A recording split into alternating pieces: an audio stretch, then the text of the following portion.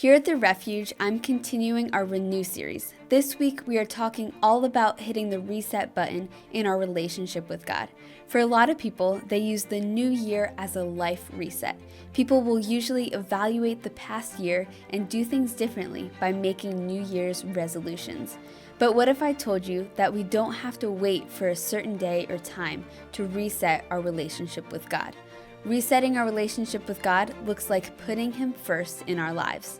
In 2 Kings 22 and 23, we read about a king named Josiah who became king at the age of 8 years old.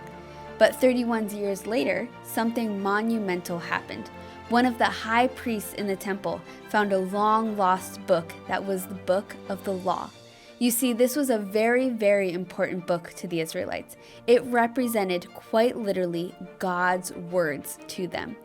This discovery prompted a change in Josiah's heart. He gathered all the people in the area to come and hear the words written in the book of the law read out loud. Afterwards, Josiah renewed his commitment to God, promising to follow the Lord and keep His commands, statutes, and decrees with all his heart and all his soul. After witnessing this, the Israelites who were listening did the same thing.